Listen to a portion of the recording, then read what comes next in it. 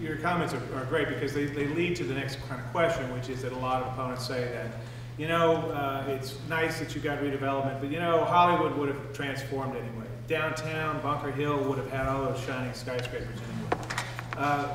It would have happened anyhow in those places. It's just, they're there. What do you guys say to that kind of comment? Well, with Hollywood in particular, we've been in Hollywood for a couple of decades now. And when it was first there, you'll talk to the stakeholders in Hollywood, and they'll tell you there was no private investment. Along Hollywood Boulevard, there was no private investment in the neighborhoods of Hollywood. And when we started in Hollywood, we would buy properties that were condemned properties, that were obsolete properties, and we actually started investing in affordable housing.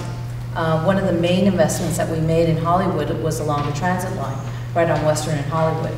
We invested over $15 million in a 2-year period to try to get that site under control, work with the Metro Transit Authority to create a mixed-use and mixed-income development on that site. There's 120 units of affordable housing on that particular site, right at the transit node.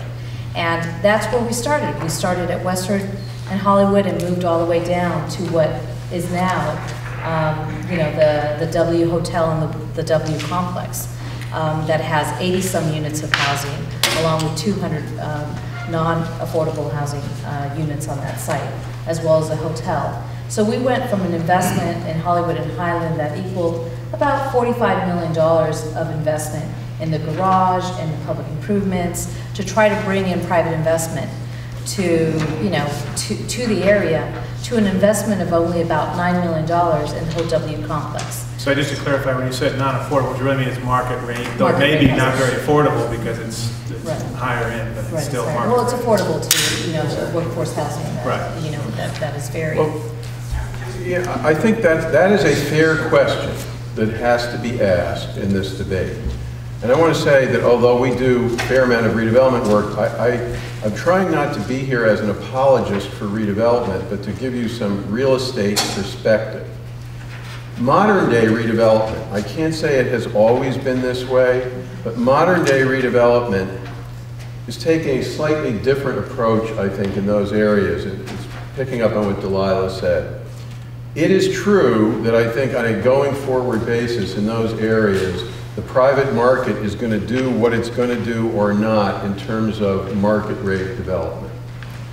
What redevelopment is doing in those areas now, which clearly would not happen, and there can be a debate about whether one cares, is ensuring that there is some affordable housing, that there are, that if a hotel is built, there is a neutrality agreement with that hotel. What does that mean? That maybe certain infill sites that wouldn't otherwise be development, but have a community revitalization or community development objective happen. Those type of projects indisputably are generally not happening significantly outside redevelopment areas. You can debate how important you think that is. I mean, one can say, there are those who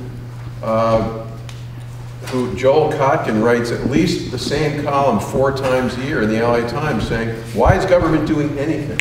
Why don't people want to be in the suburbs? They don't want to be in the city. It's the same column 4 times a year. There is a viewpoint.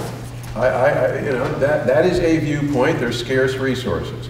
But in those areas, it's more about balanced development. And I can't say that was always the case. I'm not here, like I said, to defend. I believe that is the case now.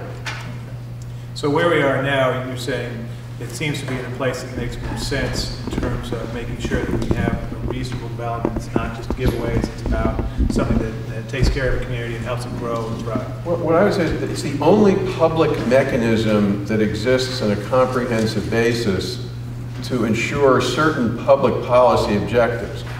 In many cities, they're not being done very well, frankly.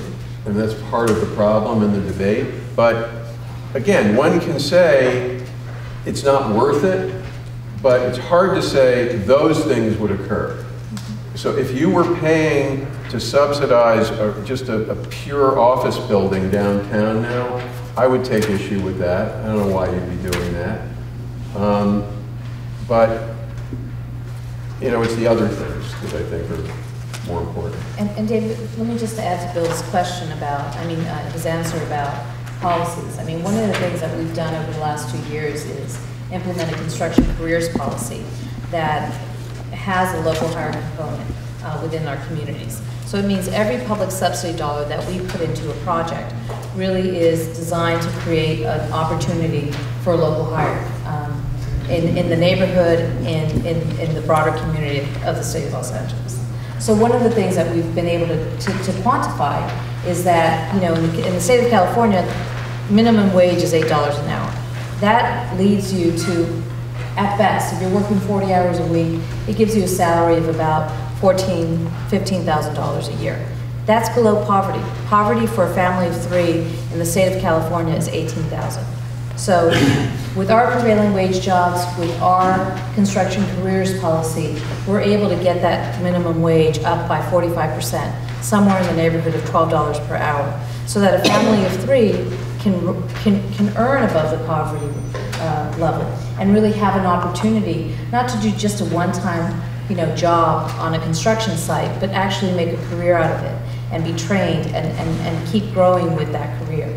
So part of the economic recovery of California, while it may be done on the backs of many of us who, you know, who work in community development and work on, you know, economic development projects throughout the state, they really need to, it needs to be a longer term vision of how we can recover as a state and how we can bring quality jobs and high paying jobs and living wage jobs into the communities that we serve. Not just cutting off redevelopment agencies and saying, well, let's divert the tax increment to other sources and other uses. Is CRA ever able to take an equity position? You talked about how you go in with the money first. Usually the riskiest money gets an equity position. So when a project is a success, you get all the upside, right? You know, not just the interest. For example, just to throw out the Hollywood example, if you guys had developed 6 properties and bought 3 extras and then sold the 3 at a huge profit and the private developers were suddenly interested in Hollywood and Highland, I mean, are you guys, shouldn't you be able to throw off cash because of your strategic long-term investment? It seems to me like maybe you're leaving equity on the table. Different neighborhoods and different projects require different equity structures and different loan structures. I'll give you just a quick snapshot. We have about $669 million worth of loans that we've entered into. They're residual receipt loans, amortizing loans, all sorts of loans, grant forgiveness loans that we've entered into in the last 50 years. Those kick off repayments, and we are able to then recycle those repayments. If they originated for housing and they were used to build housing and they're getting repaid from housing, then we recycle those dollars right back into housing. So, you know, from a loan servicing standpoint, we handle that piece of it.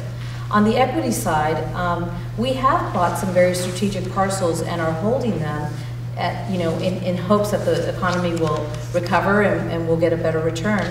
Some of those examples are in Bunker Hill, where we still own parcels that generate a fairly significant ground lease payment because they were privately developed and we own the underlying land. So that equity share, if you'll call that, the lease payments, then get reinvested into South Los Angeles for the development of housing. Now, I would point out that the broader perspective here, don't get lost, is that we have a better neighborhood with better investment in that neighborhood, better jobs, and better housing. And those are pretty good equity outcomes for a community. It's just, it's not necessarily tucked within the organization. So.